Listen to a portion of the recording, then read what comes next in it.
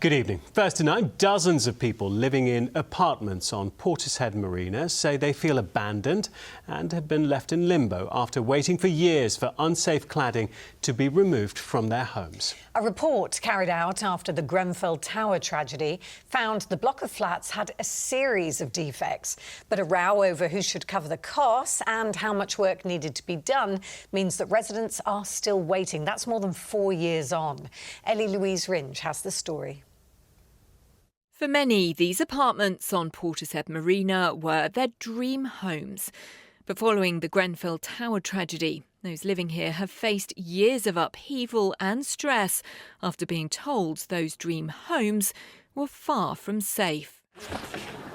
Pam Moore has lived here for almost a decade. At first, it was absolutely terrifying. Then we were reassured that our building was safe. Then we were told, oh no, actually it's not. And then we were all worried because we were told, oh, it'd be about £60,000 per apartment, which we at the time thought that we would have to pay. That was really scary because I just thought, well, where am I going to get that money? Where are we going to get that money from? Then the government stepped in and things financially became a lot better. And now we just feel like we can't get on with our lives because we've got this thing just hanging over us all the time. And it's going to be in the autumn, it's going to be in the spring, it's going to be and we're still here. We filmed at 94 on the estuary back in 2021. By then, a safety report had found a number of serious failings in the building, including missing fire breaks and flammable insulation. But 3 years on, although fire alarms and new fire doors have been fitted inside, outside nothing has changed. Residents like David Matthews say they feel they've been abandoned. We've got people that have been affected health-wise, certainly people affected financially, and it's just left everybody in a state of limbo. You just can't get on with your life. It's a one-way conversation between the leaseholders, the owners, and the freeholder, and certainly with the builder. It's very tortuous. And this, residents believe, is where the complications lie. Although the builders, in this case Crest Nicholson, have agreed to foot the bill for repairs, the flats are leasehold, with Aviva being the freeholder. Residents say it means decisions on what work should be carried out and when are far from simple. The very frustrating thing is that we are just sitting here having it all done to us. We, as owners, or leaseholders as we're called, have absolutely no say in what goes on, and the people who are making those decisions don't even talk to us, don't even tell us what decisions they've made, because that is what the law allows them to do. I think it needs government intervention, and it needs to be about leasehold in general. Leasehold is the thing that is causing us the most of our issues, because we, the 94 families that live here, have got no rights whatsoever in any of this. We just have to have it all done to us. Tonight, freeholder Aviva told ITV News, "We appreciate the concerns and difficulties facing residents and leaseholders whose buildings have fire safety issues requiring remediation. As fund manager for the landlord, we are committed to engaging proactively with all interested parties to secure the remediation of affected buildings."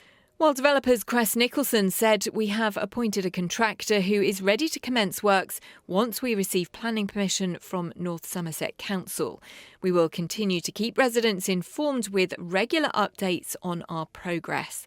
They go on to say Crest Nicholson remains committed to carrying out remedial works on all of our affected developments at no cost to leaseholders.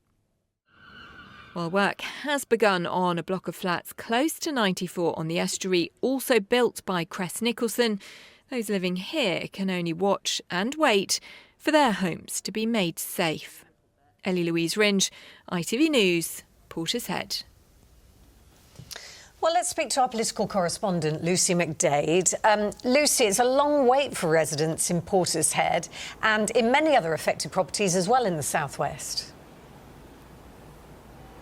Yes, there are so many people affected by this cladding issue in so many different ways, and that's what makes it very complicated. On this very specific issue, where the developer has said, yes, we'll pay, but the work still hasn't started, the government has said just this week that it wants to try and speed up that work for those people affected. Firstly, with what they're calling an acceleration plan, and secondly, specifically on leaseholders, saying that it wants to better protect them and even take enforcement action if needed against building owners and developers if they're moving too slowly. It all sounds very hopeful, but it's too early really to hold this Labour government to account. But its new MP, North Somerset, is speaking to constituents and wants to get them answers.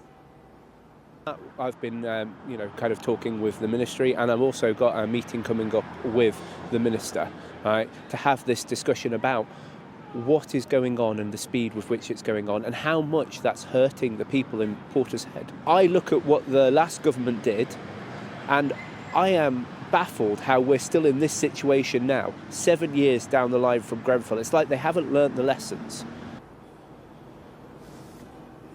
Well, a report this week predicted that the removal of dangerous cladding from residential buildings could be still going until 2035. Thousands of buildings have identified. So many are still waiting for that remedial work to start. And that's not even taking into account those thousands of buildings that it's predicted are dangerous but haven't yet been identified. We're talking about billions of pounds. And in the meantime, you've got thousands of people, including those ones in Portishead that Ellie spoke to today, who are mentally, financially crippled by this and still don't feel safe living in their homes. OK, Lucy, thank you so much for that.